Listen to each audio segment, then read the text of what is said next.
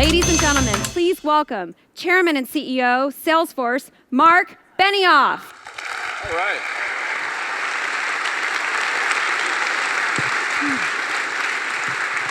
All right. Okay, good afternoon, everybody. How's everybody doing? All right, great. Wasn't that amazing discussion with Brunello Cucinelli? Yeah, that was an incredible leader. And we're so fortunate to have him here. And how about last night with Lenny Kravitz and Alicia Keys and Lucas Nelson? Wasn't that awesome? Late night, a lot of fun. And day 3, here we go. One more day, and then it will wrap it up tomorrow. It's going to be amazing and incredible concert tomorrow night with Metallica and with the Grateful Dead. So that's going to be really something with Dave Matthews helping these relief for North Bay fires. So I hope you'll join us for that as well. Today we have an incredible leader of our industry. We have perhaps the very top female CEO in the world. And it's my great honor to introduce you to her. She has been a huge inspiration to me personally. She's been a huge inspiration to, I know very deeply, many of our female executives and female executives I meet all over the world. And she's a huge inspiration to our entire industry. And it's really my greatest pleasure to introduce you to Ginni Rometty, please, CEO of IBM. That's very sweet, hon. Welcome. Wait, yeah, we're doing the double kisses in honor of Italy, so enjoy. Okay, well, welcome, Ginni, and thank you. We're so happy to have you at Dreamforce, and I know that you rarely speak outside of IBM events, so we're extremely grateful for you to be here. Pleasure. I knew you just flew in from Brazil. I know, I look good, don't I? You look very good. You look very good. Thank you for a compliment. Well, we just learned from Brunello Cucinelli, actually, that is a key part of life. Yep. So you look very good. Oh, thank you, Marc. Yeah. So do you. Yeah, thank you very much. And I know I was in Brazil last weekend myself for a wedding in Rio, so I know it's a long trip back. I just landed. Yeah, so thank you for doing that. Ginni, you have become the top female CEO in the world. There's no doubt in my mind. And you're a huge inspiration to not only me, but so many women executives all over the world too, in terms of being able to get to the highest levels of business and success. You've been at IBM for 36 years, right? Yeah. And graduated Northwestern from Chicago. 36 years ago, when you started at IBM, can you just tell me, did you think, okay, 36 years, I'm going to be the CEO of this, legendary company? Of course not. Did you think you were going to run Salesforce? Well, when I started it, I did. Okay. Fair enough. Not when you were 22. No, I didn't, and I think I'm probably like just about everybody here. And certainly while this is broadcast across the world, I mean, that's very much the American dream, right? That you can be whatever you decide to put your mind to. But I never thought that at the beginning. I ended up at IBM because I worked for an auto company first when I got out of university. And which one was that? A good one. Oh, all right. And I have a feeling you must have a lot of auto companies then as your customers. Yes, that's right. They're all very good. And they're all good. Very good. Excellent. And but I can remember going out. It was one of those first lessons that I can remember the difference between a job and a career, because I would go, and while it was lovely and I worked hard, I thought something's different around me. People are coming and going, and this is just work to them. And I was looking for a career, and I love technology. I was working at the time on trucks and buses, and I'm like, okay, well, this is interesting, and it was my husband who actually said, why don't you just go apply to IBM? And he said, I know somebody, as usual. And so I called someone. He goes, my friend's father works there. And I called him, And at that time, IBM really did not hire professional hires. So I really went in the category of their very first professional hire. And I went into, at the time I knew how to convert banks from bureaus, which doesn't exist. I could convert banks from bureaus to IBM, and that's how it started. Well, that is... Pretty boring story, yeah. No, that's a great story. And well, what was that like, starting out? What did you find when you joined the company? Were people receptive to having you there, and did you enjoy the culture? And were the founders still around in the company? How old do you think I am? IBM is 106 years old. No, they were long gone. I am the 9th CEO, not the 3rd. And so, but look, I think,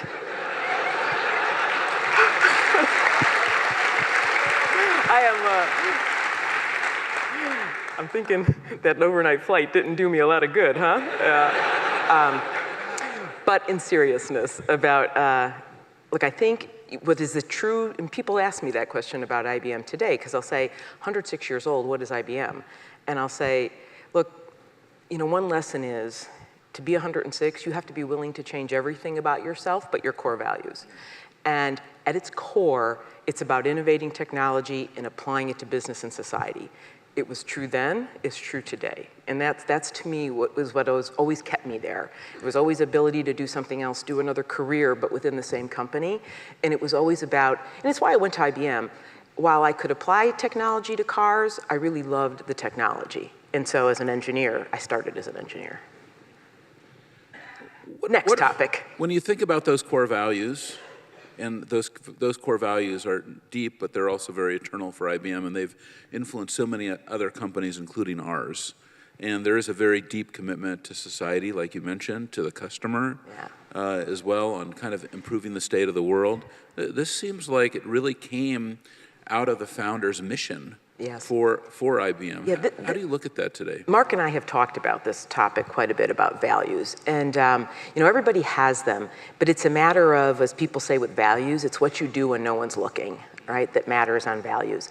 And our values are dedication to every client's success, innovation that matters for ourselves and for the world, and then trust and responsibility in all relationships.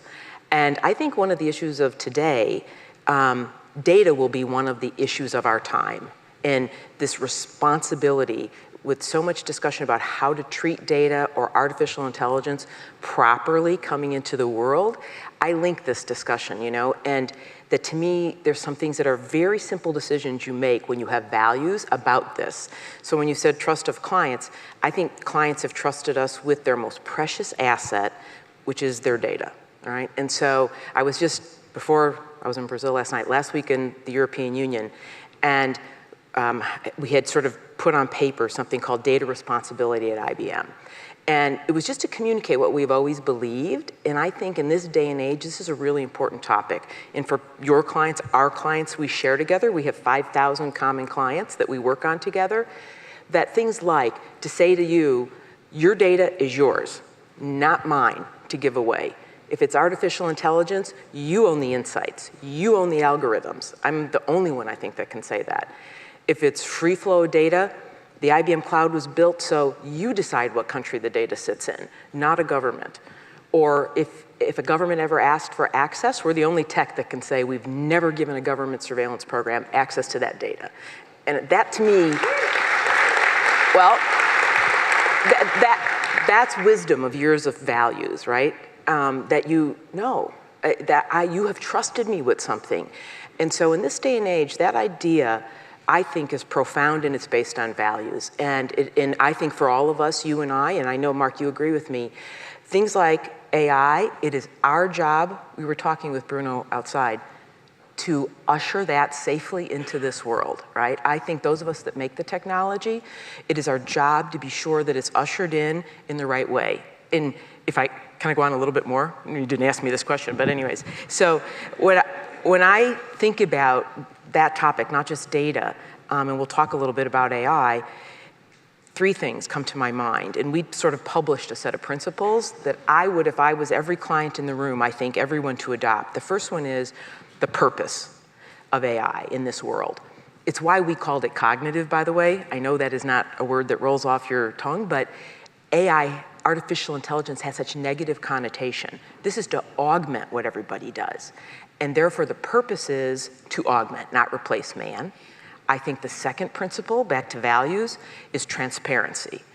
For AI to thrive in this world, you need to tell people, this is the data that trained it, this is who trained it. You and I were talking, you can train bias if you're not careful. So this is the data, professionally who trained it, you own the insights, and then maybe later we'll talk about, and the world's gonna need different skills. And skills are gonna be a huge obligation of all of us because every profession's gonna deal with this type. It'll be man and machine in everything. And so we gotta prepare a world for that. That's not a small thing. So that's all to me based on if you live by values, you take a long arc at those kind of things. I'd like to come back to that point that you opened on trust, but I want to continue the discussion on AI first, which is, we've been talking at this conference about the evolution of AI, and I think a lot of the sessions here and many of the speakers, we can see a world where, of course, there's taxis without taxi drivers with autonomous vehicles and trucks going down the highway without truck drivers. We have seen farms without farmers. We've seen airplanes without pilots. We see there's nation states who are launching battleships and creating navies without sailors. How do you see that kind of broad, job and workforce, transformation? Yeah. You've thought this through, I think, almost more than anyone else. I have, and again, I think if on this topic, can I back up a little bit to give a little bit of context and then dive into it? So if you think about right now, I know many of you, if I asked you how many people say my job is to help make my company digital, would anybody raise their hand? Have Mark and I put you to sleep? Okay. How many people here feel that their companies are going through a digital transformation? Okay. Oh, all right. Okay. Everybody, right? So, by the way, I've had to learn how to ask that question myself. Yeah, that's very good job. Well, I'll tell you what's happened in that. As I've prepared for Dreamforce, I always go out on a tour, and so I've had an opportunity to meet with so many hundreds of customers in just last month. And as I've had those individual conversations with them, that has actually come up over and over again. That I think that people do feel like they're going through a digital transformation, and in many cases it's starting with the customer, which is something that we both agree on that. Yeah, so everybody raise their hands. So here's where I say, if everybody's digital, then who wins? And I think what's in front of us, it's gonna be necessary, but not sufficient. And so people think, oh my God, more change, right? But it's necessary, but not sufficient. Because I do think when time looks back on this era, I sort of call it, and when people say, if I had to pick one word we are reinventing IBM around, it would be the word data. And everyone would say, I have tons of data, I do not use it, right? I mean, don't make sense out of it. And it's only getting worse now we talk about the Industrial Revolution, we talk about the 4.0, we talk about Internet of Things. If you're healthcare, it doubles every 75 years. So the point is, so if this is really an era around data, what does that mean? And I think people don't realize that only 20% of the world's data is searchable by the big search engines. Only 20%. The other 80% belongs to you. And the other 80% has got a ton of value in it if you could do something with it and get to it, right? And so if you could take that 80 plus that 20 and all the expertise everybody in here has in their professions, you will make better decisions. You will really be a learning organization. I think that means that will be the basis of this next era. And we had 100 CEOs together with us beginning of 2 weeks ago. And I said, honestly, I believe this era, there's a chance that it will favor the company that has already existed. If you had a past, it just may be your advantage now as we go to this next era. If you can do this, you'll be a learning organization, make better decisions. And so I'll come to the jobs. I do have a logic here. So this idea that if that's what you really believe, you'll start to say, okay, digital's not enough. I'm gonna also be, I would call the word a cognitive enterprise, a learning enterprise. I'll use AI. And there are some things you'd start right away doing for every profession. How you make decisions, You'd add AI to products and services, you change your operations, we can talk about some examples. And so as part of this whole discussion, I've also listened to people who have a lot of fear-mongering about AI, which will come to jobs, that it's gonna kill all jobs, all this is gonna happen. You know, it has happened with every era of technology. Some jobs go away and new ones enter. So we just did a study with MIT, just finished.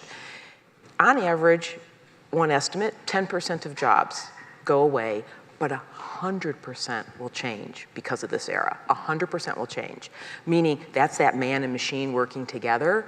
So I feel about this topic, not only that's a good thing, you prepare the world for it. Plus, I see so much already of the difficult problems of the world, healthcare in particular, that will be solved by this era. I mean,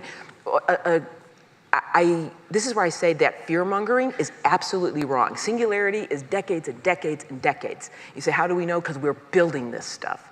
It is far away. But there's so many problems that could get solved today, and that's why when people bring up the jobs Act, so I wanted to kind of give a view of what the industry, I think, what you can do with it, and then yes, it's gonna change jobs, but we can prepare the world for that. It's always you get kind of screwed up in the transitions if you don't work on them. Prepare the world for that, and then solve so many problems. I'll end on one just quick story.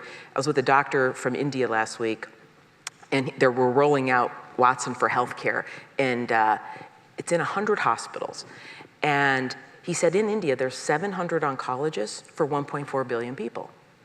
I mean, we live privileged lives, many of us. We will go to a cancer center if we're sick. That is not true for the majority of the world. And so that to me, and I know you feel strong about this, there's one idea after another on this that we will solve for as many sort of challenges that we'll have. That's a speech almost. Go ahead. Well, all right. And you also have you have a whole nother level of it. I was surprised you didn't touch, which is that I don't think any company is doing more for workforce development than IBM.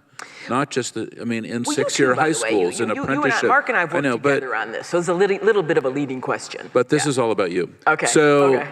Could be about you too, though. This is all about you. So I don't think there's any company that's doing more than IBM in workforce development. Six-year high schools, apprenticeship programs, training programs. A little bit of background. Talk about how are those things linked together? A little bit of background for everybody here on this topic. First, some numbers, right? What would you guess is the percentage of high schools that teach computer science? 45? It's 25%. 25%. I would ask, what would you guess? Just the United States last year only produced 43,000 computer science graduates. That's not very many. Open jobs just in the US, 500,000 in tech, 5 million, 6 million generally speaking. And this would be true for your clients watching around the world, similar kind of profiles. So how we both got involved in this is that I also feel really strongly that the divide that we see in this nation and in other countries around the world, if you follow this, it's haves and have-nots. That is not a good thing in any country. And the root of that is education.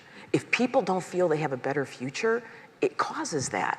And so that's why, for decades, IBM, this wasn't like something in my tenure we just thought, had been devoted on education. So I happen to be, and we are strong believers that with all of us, a public-private partnership can help really change the face of education. So that's how, when I met Mark and we started talking about this, we started think of them as 6-year high schools. These are regular public high schools. We've now been at it long enough that we kind of coined a phrase called new-collar jobs.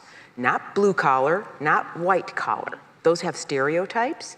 The idea that new-collar is, you don't have to have a PhD or a university degree to have a job related to technology. And to me, if 100% of jobs are related, we have to do something, right? And so these kids, we've been at it now 6 years. So 100 schools, be 100,000 kids now starting to come through, and it's a simple formula. Give them a curriculum, and I'll tell you a funny story about that. A curriculum, give them a mentor electronically, and now 300 companies, not just us, are donating mentors, and as well, a chance at a job. Jobs are 2x the median salary, and we're now in 4 continents doing this now. And it kind of goes virally. And in the US here, it's by state. There's 10 states now. A governor takes it on and they start going. And today, of our hiring, and we can hire anywhere from 70,000 plus people a year, 15% are these new collar kids now. And they're fantastic. And so this is, that's starting to make a dent in the world of a problem. So I'm so okay, you can probably tell a bit of an optimist, but I'm an optimist that these problems are ultimately solvable, but it is public and private working together on it. I don't think it is just government or not. And you've done a lot of work on apprenticeships. We've done some, you've done even more on apprenticeships than we have. We do a lot of apprenticeships, and we've got some new ones coming out. Maybe you want to tell the group about your apprenticeships. No, I don't. Okay. But thank you. I'm trying. I have never really known him to not talk a lot. This is a very This is your interview. Position. This is an opportunity for these customers. How many people here want to learn all about Ginni Rometty? Raise your hand. Oh, okay. Yeah. All right. So I think that it's so important that we have this discussion because, look, the reality is it's a very rare opportunity to have a discussion with you, number one, outside of IBM. Yes. And so I think it is great because I think that these things that you are thinking so much about, and you see so much because you are traveling the world. I mean, you were just in Brazil. All the things you just talked about, it's an order of magnitude more in Brazil. You know that in the terms of the schools and the students. I came away from Brazil going, wow, we have major issues in the U.S. They're even more behind us. We've got to double down on all the kids down there. And I was having conversations about that. This is where our scale, 380,000 people, we've got over 20,000 people in Brazil. We can make a difference in every country we operate in 170 countries. So I feel really optimistic about where this is going to go in the long run. And so hopeful because it also goes to training veterans, because these jobs will all require it. But again, I say, if you depend on a world where we all have university and PhDs, that's not going to happen. So we've got to address this now. Well, here we have an audience of people at a tech conference. How many people in this audience do not have a technology degree? Raise your hand if you're not. Yeah, of course not. But they'll all be using, I think. That's it, right? Yeah, this is the power, I think, also of that I think we are reaching incredible people who want to come into the technology industry, but maybe don't have a computer science degree. Well, I said a funny story about that. It's very important also. Yeah, I happen to have a computer science and an engineering degree, but the funny story I was going to tell you about this was one of the very first schools, we picked the worst school in Brooklyn to start in, and President Obama came to visit, and of course then so did lots of other people at the same time. And I can remember that when he walked in, first thing he says, "Hey, where's that computer lab?" We're like, no, that's not what we're teaching them. We're actually teaching them the basics of math, of science, of all these things to be able to take on then anything. And so it isn't really just about physically giving people something, right? And this is why I think it's important for companies to work on policies, not politics. Yeah. Let's go back to trust. This is where you started this conversation. Yeah. That's great. Yeah. That's all right, you guys. My family must be out there somewhere. Actually, my sister was at this conference. She was here yesterday, and she asked me, she said, "Oh, when are you on?" And I told her to go home. I said, I told her, there's nothing I'm going to say you don't know. So I said, go home with your kids. Go ahead. Well, you are part of our family, so welcome. And I want to come back to trust. So you talked about the changes in technology, in AI, advancements in this technology. There's a lot of news stories right now about how some of these big tech companies, some of their technology got out of control, and maybe it's being used in some nefarious, situations, especially as regards to the elections and politics. As you mentioned, we're in this fourth industrial revolution. There's a lot of new technologies coming. Your company's working on so many of them, not just, artificial intelligence, cloud computing. Quantum is a huge effort for you. Nano. You've been involved in the biotechnologies, CRISPR and so forth. All of these technologies kind of fall in that category where, the technologies are not good or bad. It's how they get used, and we saw them used in, some unexpected ways. So how do you look at that? Yeah, I think back to something I said, your job, my job. I think is we have to usher these technologies in with responsibility. So I don't think you can turn your back on any of that. And so, as I said, our views about data are what I said to you, right? That, client owns the data, they own where it goes, no government access. I mean, AI, you own the insights. You have to live by those things. And so I think that's our job with all of these. And by the way, some of these technologies coming out, Marc mentioned quantum, blockchain, we can talk about some of these in simple terms. But quantum's an interesting one because on one hand, quantum can solve problems that normal computers can't. In the way, an easy way to think of it is normal computers have zeros and ones. They're on or off. Quantum, it has almost infinite, it can be infinite things at one time. That sounds weird, but you gotta be a quantum scientist. So the difference is you could give it a problem that today, if you put it in a traditional, even supercomputer, high performance, it would run forever and never finish. And that's true with like systemic risk. They can kind of paper estimate, they can't truly model. So quantum will be used, first thing it'll be used for is things like drug discovery, material science. Things that today they have to kind of approximate, but now you could actually model it and the model would finish and you get an answer versus infinite time. And we, by the way, are the only one that have a 17 qubit already out on the cloud. You can go get it on the IBM cloud. People have to start to play with this and understand it.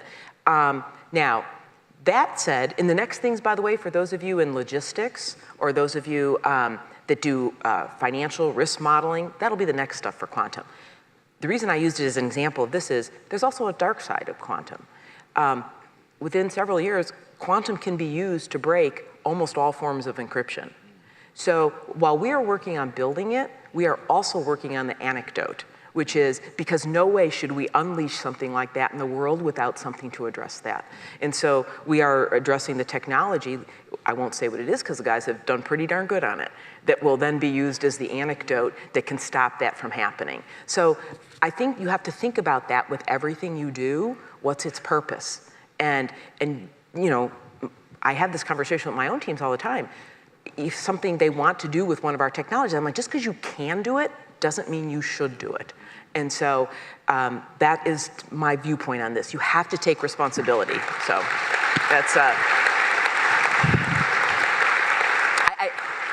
I'll leave it at, thank you, I'll leave it at that. You like that? You agree?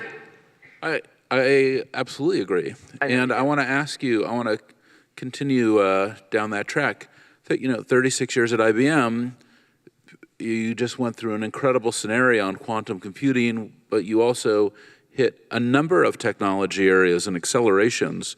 It feels like there's, you have a broad view on all these technologies because IBM sees and is working on so much through the technology industry and has, since its beginning. Is this a broad acceleration in technology? Do you think that things are going faster than ever before, or is that just how it appears? I think they are going faster than ever before. How many people feel like that? Do you feel like they are? Yeah, the same. It is not only because you feel it, your feeling is real. And if you go back in time, most of technology. As technology, there'd be one major technology happening at a time, and then it would cause a bump and another. Now they're one after another in their speed, right? And so that's quite accurate. And again, back to what we are, and we'll talk about our partnership maybe a little bit too. Our job is about, I hope, transforming an enterprise. And so I was talking to Marc earlier, I said, one of the most important things I think for all of us is to know thyself, know what you are. And for us, it's business. We are not a consumer company. We work through you to consumers, but we support you. And to these number of technologies, I was going to name some of the most interesting ones, I think, in front of us. So we built what we think is a platform for business, the IBM Cloud in Watson. And if you're for business, you're different than for consumer, we believe. So as an example, data. Got to care about where it is and how it's taken care of. Secure to the core. If it's AI, AI is different for consumer than enterprise, business. An example, for business, for artificial intelligence, you care about medicine, underwriting, financial, sales, an engineer, of oil, petroleum. That kind of AI has to know a vertical. It has to be able to learn off of small amounts of data that are very deep, regulatory. It's not like there's a billion conversations on the web about the regulatory environment. So you have to learn off of a very different way. So we built AI for business, and that's the root of our partnership between Einstein and Watson, him understanding him, Watson. Watson was our founder, he was a him, so I call it a him, that you understand verticals. So these technologies, the reason they can come faster, we're gonna keep putting them on the cloud. So AI, Watson, on the cloud, AI for business. The next one, you're gonna see quantum. Now here already is blockchain. And so we're doing some work together with many of you that put Salesforce blockchain together, Salesforce AI together. And again, these are some technologies, I think of blockchain, my kind of real quick sort of tutorial on it, is blockchain will do for trusted transactions what the internet did for information. Meaning you could change transactions between people who do not like each other. They do not trust each other. They don't need to, done properly. And there's so much waste in the world. One of my, we have a bunch of 500 blockchain projects now. One going on is on food safety. So back to that, these technologies will solve problems the world can't solve. $100 billion of food is wasted a year for food safety, right? I mean, you hear that, like bad spinach. Okay, everybody takes all the spinach and throws it out. It's not all bad. So this started work we did with Walmart, and now we've got 20 of the world's largest food producers all working on food safety. And it's easy on a blockchain because these can ride alongside your current systems. You throw off the same transaction, and we started with pork and mangoes. It took 7 days to trace where he came from, farm to fork kind of thing. We're down to 7 seconds on this. And we'll solve a really big issue. There are a lot of people that die from food poisoning and food safety issues. So that to me, you say, is it coming faster? Yeah, because just think, I went through cloud to AI to quantum to blockchain, but always about how to apply it to what everybody here does. How are you keeping up with all of these technologies? I mean, how do you, seriously, I mean, isn't it that awesome? But how are you doing it? I mean, does he know what I do for a living? Well, I know, but you know what? We all do that for a living. You know your stuff pretty well. No. Look, we all do it for a living, but it is, you are running. I have IBM research, so it's not like I'm alone. I know, but you have the gambit, right? So how are you keeping up with all of this and staying at the not just the cutting edge, but also you're able to then, communicate and articulate it to this broad audience and connect with them. What are you doing to do that today? Well, I am honored, blessed, all this kind of words. IBM has a real research group as well. There are very few companies left that can afford and have research, right? We have 3,600 real true researchers, not developers. Development is a second whole big billions and billions, but the research piece. So I think that is what gives us headlights. We were just talking about this. This conference, another one that we had done, was big bets. All the CEOs shared with us their big bets. We shared ours. But we were sharing kind of our long-term view of technology. And funny story, I went to my own guys. I said, hey guys, how often are you right? Prove to me how often you're right about all these predictions. And 100%. I said, oh, really? And so they said, well, the only time we're only sometimes off a little bit on timing. I'm like, oh, that's it? So, but that's, I think I'm blessed to have that, and we are blessed to have so many great clients that are here and around the world. So that's you got to be passionate about what you do. You're passionate about it. You're meeting with those researchers. They send you an email. You get a newsletter. Oh, I get all sorts. You get a tutor on the plane. What is happening exactly? Do you think they care? Yes, they do. Do you care? You guys care about that? Oh yeah. You guys go with him all the time. Yes, they do. Yeah. Okay. That's how it goes here. That is how it goes. I can I got it. I saw my hotel Salesforce on the floor. I saw everybody with the blue things on their neck. I got all this. So hey, look, I'm a big. We're going to walk you around too and show you some of the stuff that's going on here. I know. So. I want my own big exhibits out there, right? So look, Okay. How many of you have seen IBM here at the show and Kone and Watson? How many people have already seen it? How many of you have seen the IBM exhibit already? Yeah, raise your hand if you've already seen some of the IBM work. Okay, don't tell me this is all IBMers here. No, okay, all right. No. Did you like it? You are? Okay, that's good, that's good. I know it's good. That's why you're here. This is amazing. What's happening between our companies. Can I tell a little bit of a story to that, though, to the exhibit that's out there? So then I'll entice everybody else to go see it. I've seen pictures of it. And those researchers, trust me, they talk all the time. So I get all of the above of what you said. And then I do official, obviously, many, many different visits with them. But so there's a little bit of, I think, an interesting story for everybody here that leads up to this exhibit. It's kind of a culmination of a lot of skills we've been working to build. And back to this being 106 years old and changing how people work. Because, as people talk to me about the transformation of IBM, and we often talk about the hard work the team has done to change the portfolio, 45% of what IBM does is new in the last few years, new products and services. But I've often said, maybe when time is over and we look back, what might be more interesting is what the company did to change how it worked and to change the skills of people. And I can start to look at that now, and this will lead up to this exhibit. So I think all of us wrestle with two things in work and how people work. Speed in this day and age, and this idea, maybe you call it B2P or B2I, business to individual, business to person. I don't think you're B2B or B2C. That doesn't work anymore. Everybody wants for Salesforce. We've been talking a lot about that at the conference. People love your stuff, right? The consumability of it. And you expect that not just in your phone and in certain apps, you expect it with everything now. In an enterprise product, doesn't matter, you expect that. So we started a journey a couple years ago. First it was design thinking. I don't know how many people have I've become quite a big fan about this. Simple thought that everything you build should start with empathy for who's gonna touch it first. And especially if you're an engineering culture where you build engineering out, no, you gotta build whoever's touching it in with great empathy. So we then went on and hired, I've got 10,000 doing work with clients and 1,200 designers doing work internally on our products and services. We hired them from every great design school in the world. So we've took them all. So now you could go back out. But for the last few years, we've taken them all.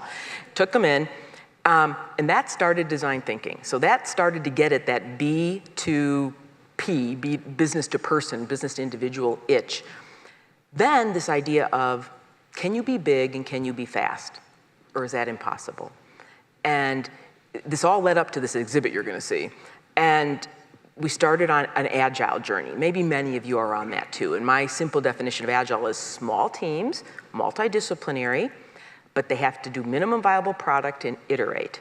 I always say, Mark, one of the biggest mistakes I made in the beginning of my tenure was telling people, come on, we gotta work faster, work faster. And I succeeded in exhausting them. And it dawned on me, they can't work faster unless we help change how they do their work, actually. And so, like if you tell people working on something complex to work faster, you'll get this big ugly thing done really crummy. Versus if you say, no, agile is get this right, then do this, then add this, then add this, then it's a very different picture of how work is done, right? So we're now at about 200,000 experts on agile. So then co-location, okay, this is like a yarn in a sweater when you start pulling it. Then that led to 170 building renovations around the world. And then the next thing was, well, you gotta have people work together, so get rid of the appraisal system. So we did a study of what everybody does on this topic, and nobody liked their appraisal systems. And we've gone to something called Checkpoint, which is just 5 areas, no overall number or anything like that. And then we took on, I think do it already, Net Promoter Score, which, how many people use Net Promoter Score in their business? About half. I mean, I had a new CMO, new chief marketing officer. She's like, do not do this unless it's a religion. I mean, you can't just start this halfway. But we're B2B, typically. You don't think of it that way. We added that, and it has really been a wonderful insight. The good and the bad. We do some really great things, and I see the things that need to improve with all this feedback coming in. So all that led to a change of how work was done, and that exhibit is an output of all these new ways of all this work. And so I haven't seen it. I've seen the pictures. I'm anxious. I turned that into a chapter for you, but well, let me tell you what it is. It's amazing. You know, you did get to go through it yet? Well, one of the great. Yes. Oh, there you go. Well, I was in Brazil. He was here. Okay. Yeah. And it's amazing because we're profiling one of our mutual customers, Kone Elevator and Escalator Company. Amazing. The CEO Henrik has been here. I think he's from Finland, and we built an elevator on the show floor.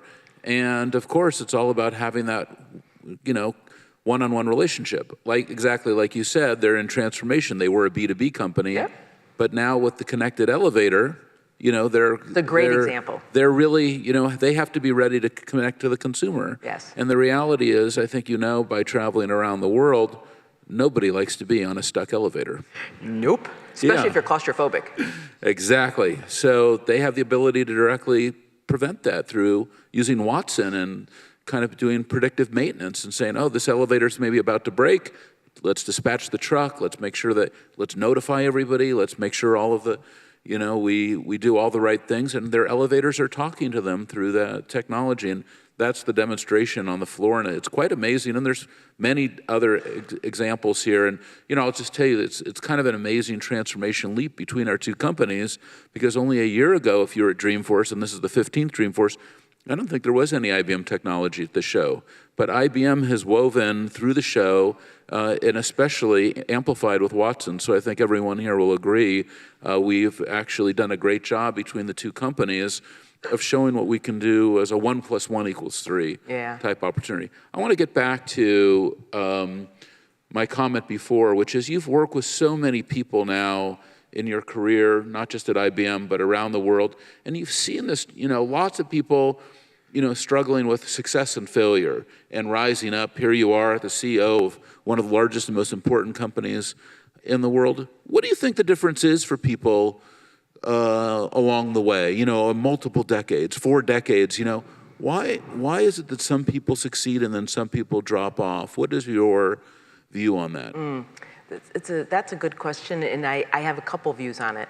And it's funny, when Marc asked that, some things jump in my head, and that's probably the answer to it. And there was a quote it was Ann Richards. She was the governor of Texas. And she said, oh, Texans are here, okay. And, but someone said to her, what's the secret to your success? And she said, it's passion and perseverance when everyone else would have given up. And there's so much to be said for that. And again, I'm going to remember, I think I'll remember this right if it was Thomas Edison, who said, many of life's failures are people who gave up right before they were going to be successful. And so I think so much of what we all do is really about that, right? You got to be passionate, right? I mean, so that's when I moved from cars to IT. I had to be passionate about what I do. Life's too short, right? You got to be passionate about it. And I think that and you can choose your disposition, right? You can choose to see a way through. And I would only add one other point to it, which is why do I think some people succeed and others don't? I'll tell a story I have told many times. I'll preface that. But it was from my own husband, and I think this is the root as well to why do people succeed or not. I was early in my career, maybe, have I told you that story? I don't even remember. 10 years or so in, and I had gotten a boss, a very good man who I was working for, and he said, I'm going to get a new job, and I think you should take my job. And I said, oof, I don't think I'm ready for this. And he said, well, you got to go to the interview. And I went to the interview, and the man said to me, I want you to take the job. And I said, I don't think I'm ready for it. I don't know. I need to go home. I want to think about it, and I want to talk to my husband. He looked at me and said, okay. I went home that night. Same husband I still have, by the way, all these years. I wouldn't even say husband. People are like, which one or something, same one. And he sits there and he's listening to me like he still to this day does, like this. And he looked at me and he said, do you think a man would have answered it that way? I said, no. I went back in the next day and I took the job. And he looked at me and he said, don't do that again. I said, I understand. But the story taught me something so much more profound, which I have repeated endlessly, and it's the other answer to Marc's question, which is, I would say growth and comfort, they will never coexist. And so you have to get comfortable with being uncomfortable. And I find it particularly true for many women, but it's true for men too. If I asked you to shut your eyes, as I say, if you are not already sleeping, and say, when did you grow the most in your career? And I will ask you, did you feel at risk? I mean, almost I bat 100% on this question. People will say yes. And I say it's true for people, it's true for companies, and I think it's true for countries. And it's a profound, simple thought, but it can make you, when you say, how do you keep going? It will make you take risks, and it'll make you feel, like even now, if I'm not getting nervous, I'm like, something's wrong. I am not learning enough then, because you're not. So it's a very good tool, I think, for anybody to go be a risk taker, because out the other end comes something really good. I see it very much the same way, and I actually shift to the music industry on inspiration on some of those. Tomorrow night, we're going to have Lars Ulrich play with his band Metallica. Yeah. And for those of us who have been listening to Metallica since the early 80s, 1982, he has right now one of the very top albums in the world, and also Reinvented, right?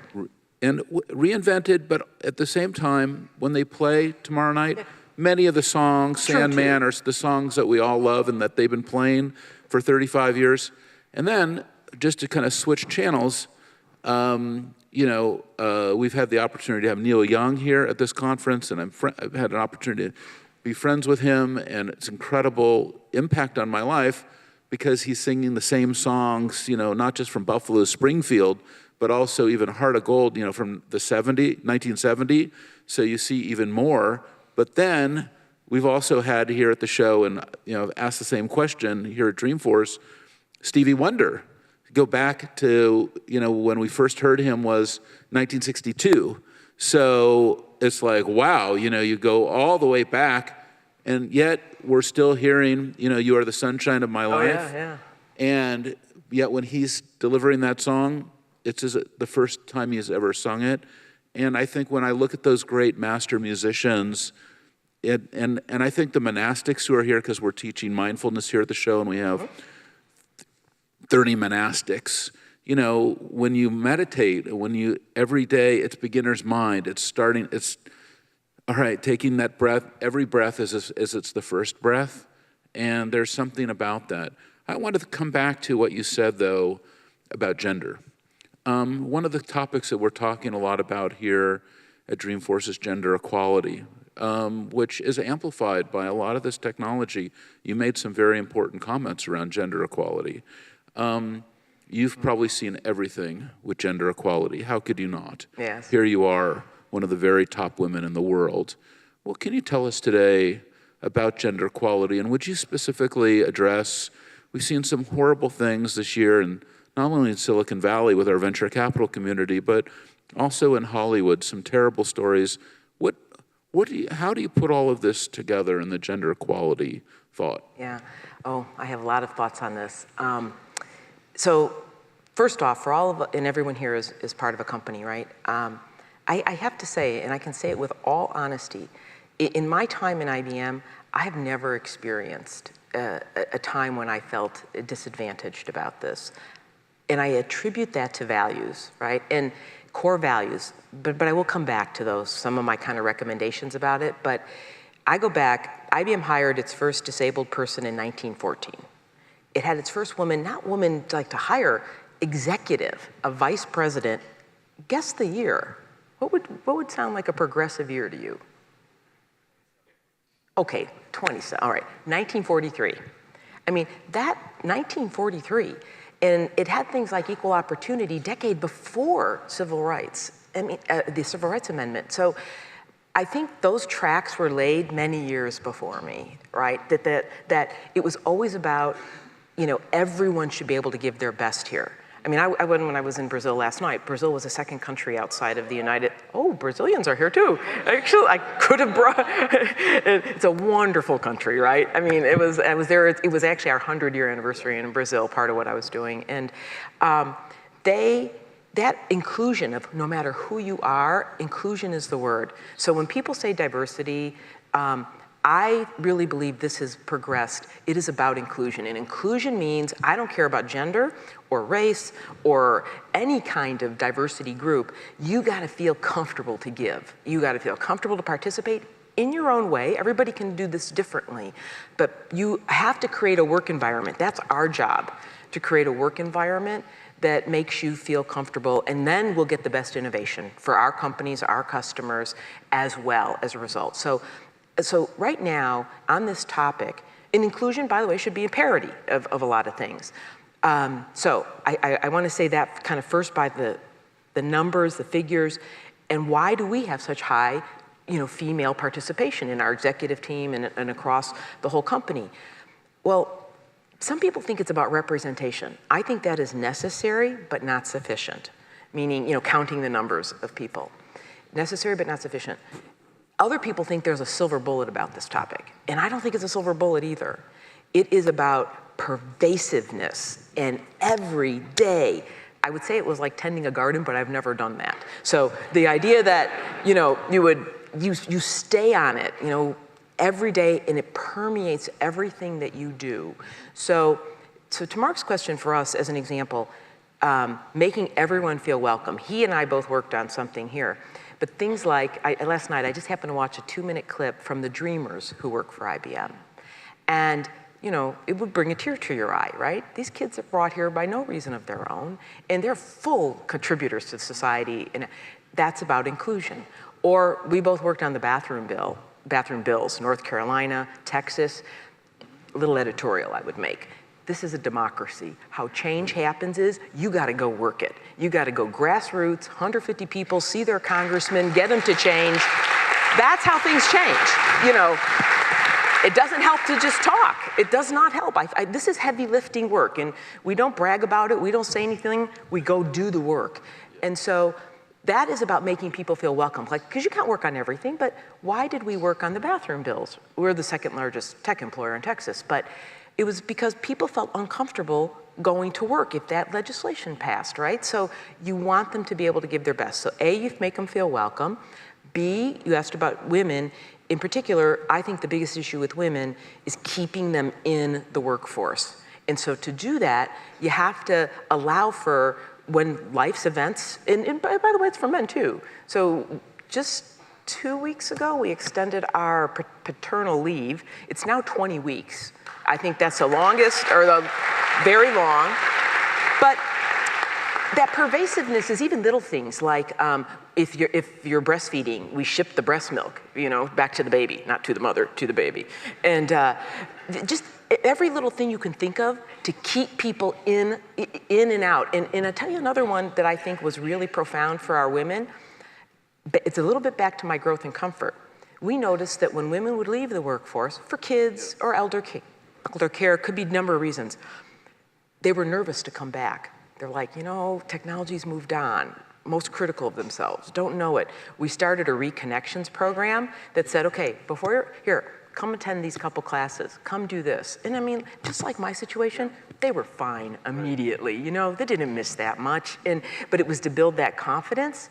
And so those kind of programs that then keep a pipeline, and then that point about bias, we use our own Watson technology through lots of parts of HR to be sure there's no bias. So when it comes to salary increases, verify, I was in God we trust, everybody else bring data. And so we verify that all that happens. And so just those are to me the kinds of things, and the word pervasive is what comes in my mind about how you deal with this, and so there be parity. And I mean it not just for gender, I mean it for all, whether it's same-sex marriages and our benefits we provide, whatever it is. That to me is what's important. Running out of things? No. I mean, okay. Well, there's two different ways we could go. I could circle back and I could say you didn't mention some of these kind of egregious things that we're hearing about in the world, and does that put up our antenna further, and do we have to be more aggressive? And then there was a second part of that, which is that when you're answering that question, we saw something during the interview that we only saw at one moment during the entire interview, and it was when you actually tapped into something and you started to pound your fist into your hand and you really believe something strongly in there. What was that? Was that AI in the cloud? No, it wasn't. No? What was that? It was about how you felt you had to keep going. Yes. What is that? What is that? What is that feeling? To me, it's about a force forward and is about engagement. Is that the key to your success, a force forward for engagement? It is about engagement and a force forward. I think that is what, for good. I mean, that is what I think is but not a secret. I don't know what a secret. Where does that come from? Oh my. In you. What a way to end. Well, look, I come. Can you give us a couple more of those punches? I mean, that was powerful. Look, I think, like many, I mean, I look around. I don't want to be on the other side of one of those. No. Yeah. And, it's a partnership. Yeah. Well, two things, or I'll end on, maybe end on this point. But what is that? Where does that come from in you? That was power. There is a power in you. Yeah, that comes from, that passion comes from my mother, my grandmother, my great-grandmother. I have also said, I have, maybe like lots of people in this room, I've had wonderful women in my life. My great-grandmother came from Russia, and she was a cleaning lady at the Wrigley Building in Chicago, if anybody knows the Wrigley Building. Yeah, and I still have the little tin, you know, every year for Christmas, we'd get gum. And she'd get gum from them, and that would be then our Christmas present. And she worked like a dog so that we could have something. And then my grandmother, who interestingly, my grandfather passed away, she had a lamp store, and she made lamp shades. And so my grandma, I mean, I don't know how many of you, she taught me how to sew. I guess maybe people don't do too much of that anymore. But Bruno does. He was before us. But, you know, she was determined to take care of herself, right? She had a lamp store, and at night, and at midnight, you know, I don't know how many of you had your prom dresses sewn by your grandmother with you. That's how I got my prom dresses. And then my mom, and again, it's maybe a nice way to end on my mom, in that she, having come from that line, as a story I have shared, when I was 16, my dad left. And my mom had 4 of us, young, I was the oldest, down to age 4. We had no money, about no home, and I'll always remember with my mom, she never complained. We never saw her cry, but she had not gone to school. So back to this passion about education. My mom had not gone to school, but here she found herself with 4 kids and no money. And she had to get to school. We had to go on food stamps for a while. And that's what I believe those kind of social programs are for, to bridge people. But she so wanted to not be that for very long. She went to school at night. I babysat. She was so determined that she would go back to school, get a degree, and she could do this, and we would be okay. And, you know, we all watched. She did it. It has a very happy ending. My mom, obviously, she went on to be the administrator at Rush Presbyterian in Chicago in their sleep clinic. Not that I sleep much, but in their sleep clinic. And the rest of us, my other 3 brothers and sisters, are far more successful. And it was just from watching my mom. And I think what it taught us, and you say, where does that come from? Yes. It comes from what she taught us, and I think it's a lesson, you know it and others do. Never let someone else define who you are.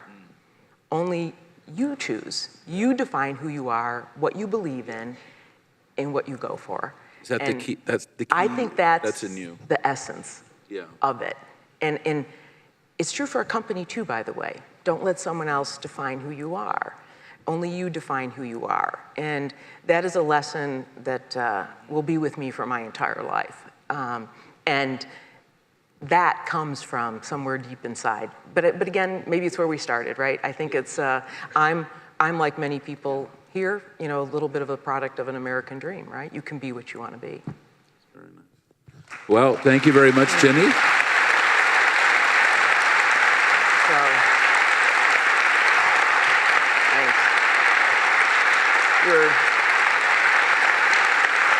Now, thank you guys.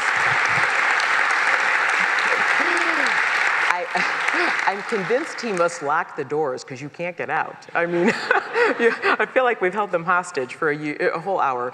Can I end by thanking everyone who's our client? And sincerely, I always say we're part of your past, we're part of your, I hope, your future, and a bridge between those two. And so I thank you for allowing the IBM company to serve you. And I'm going to end by thanking your And our great-grandmother, your grandmother, your mother, and I'm going to thank my mother, who's right here. So thank you to my mother. Where is she? She's right here. Stand up, Mom. Stand up, Mom. Oh, Stand up. Hey, to mothers. To mothers. Thank you, everybody. And here's to the mothers in the world. Thank you, everybody. Thank you.